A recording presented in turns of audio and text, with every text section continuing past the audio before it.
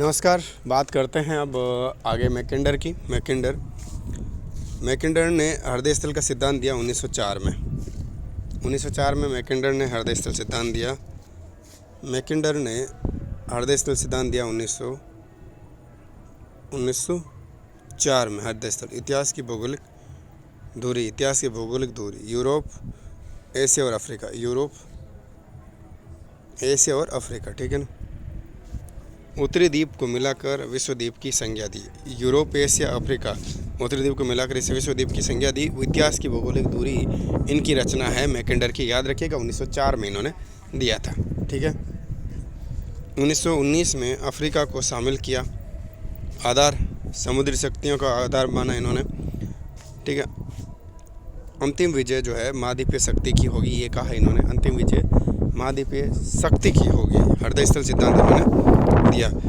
अर्धचंद्राकार क्षेत्र दूरी क्षेत्र के चारों ओर स्थित स्थल खंडों जिनका प्रवाह क्षेत्र अटलांटिक, हिंद प्रशांत महासागर तथा, ठीक है ना, जिसकी स्थल तथा जल दोनों तक पहुँच है, ऐसी उभयचरी स्थल खंडों को मैकेंडर ने आंतरिक अथवा सीमांतीय अर्धचंद्राकार क्षेत्र का नाम दिया। बाहरी अर्धचंद्राकार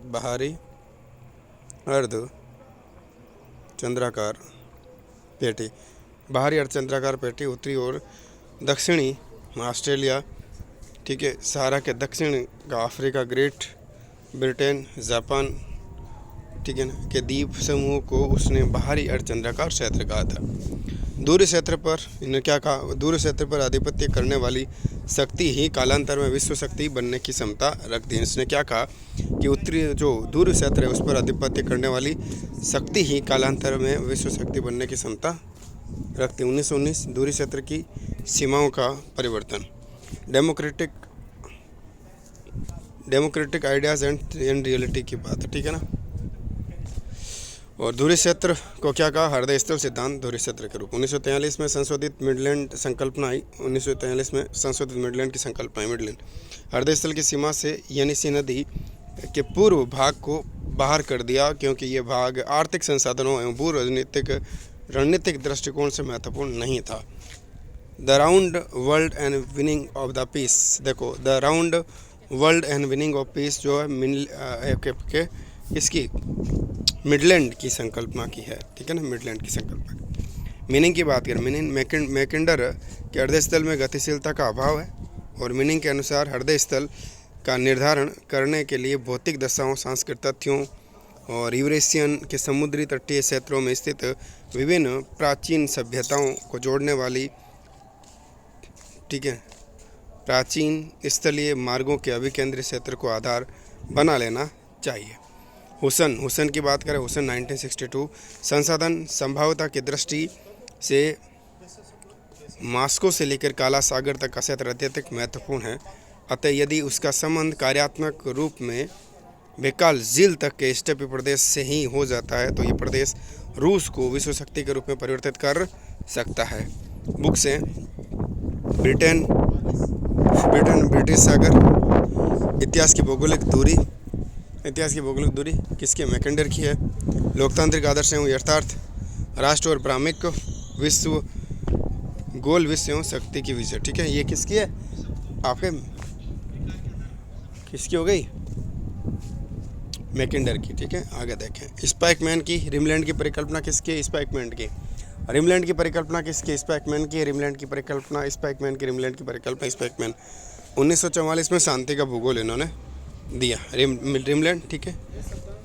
मानना था कि युद्ध की स्थिति में अमेरिका को पुरानी दुनिया के देशों को अपने विरुद्ध एकजुट नहीं होने देना चाहिए। इन्होंने कहा कि युद्ध की स्थिति में अमेरिका को पुरानी दुनिया के देशों को अपने विरुद्ध एकजुट नहीं होने देना चाहिए।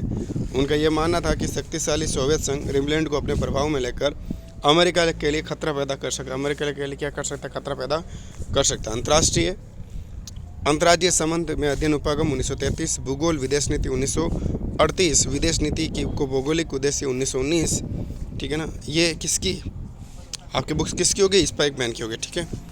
विश्व राजनीति में अमेरिका की सामरिकता 1942, सीमांत सुरक्षा अंतर्राष्ट्रीय संघ 1942, शांति का भूगोल 1944, जो परिधीय स्थल को नियंत्रण में रखता है यूरेशिया पर शासन करता है। जो यूरेशिया पर शासन करता है वो संपूर्ण विश्व को नियंत्रण में रखता है। संघवाद, संघवाद क्या है इसके संदर्भ में बात कर लें।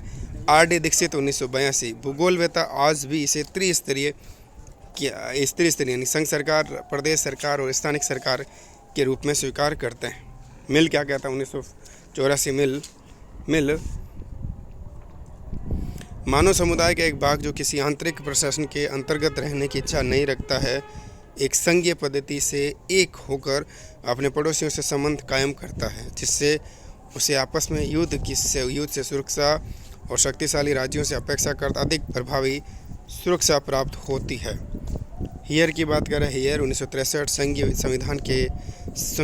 संविधान में सरकार की शक्ति संपूर्ण देश की सरकार एवं देश के विभिन्न भागों की सरकार में इस प्रकार विभक्त होता है कि प्रत्येक सरकार अपने क्षेत्र में वैधिक रूप से स्वतंत्र होती है। रिकर 1964, रिकर 1964, रिकर 1964, रिकर 1964, संघवाद को संवैधानिक समझौते के रूप में स्वीकार किया।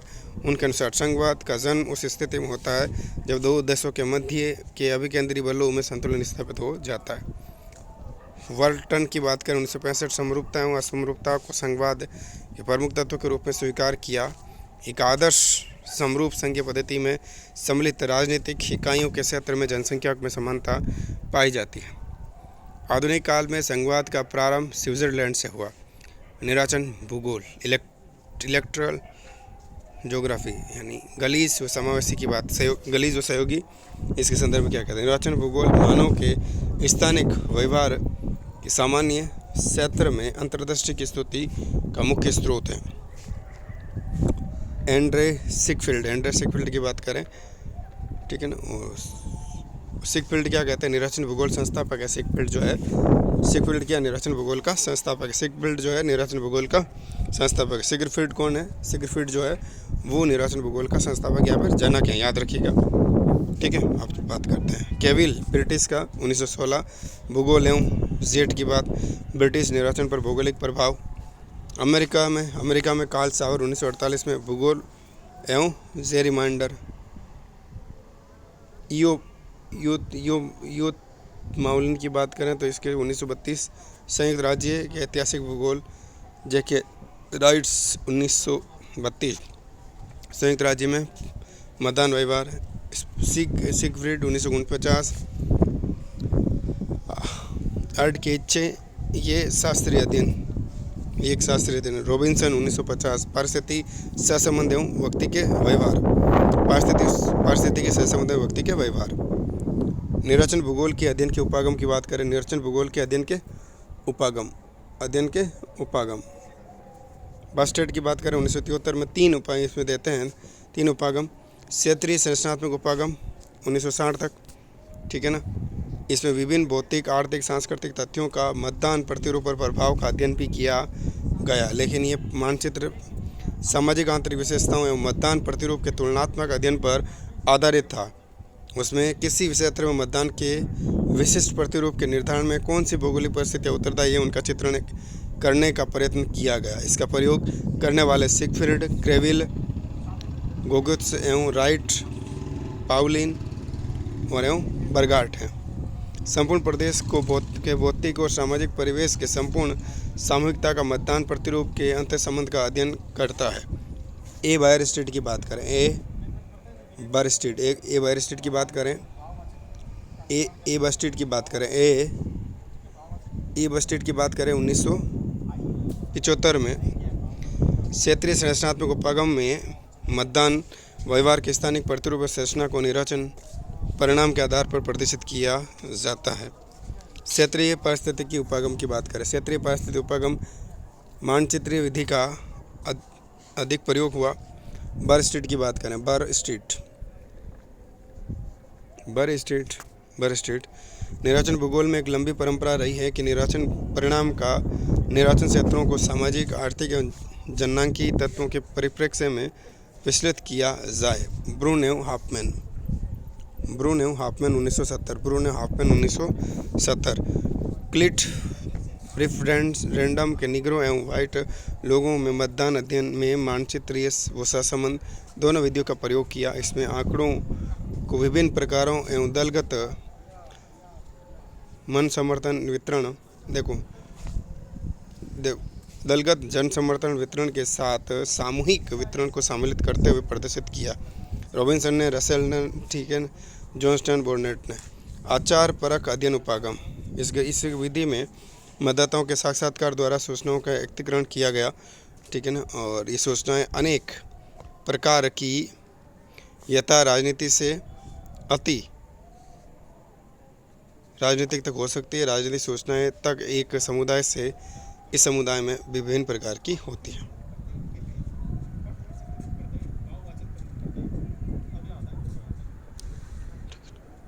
भारत में निर्वाचन भूगोल की बात कर लें। भारत में निर्वाचन भूगोल की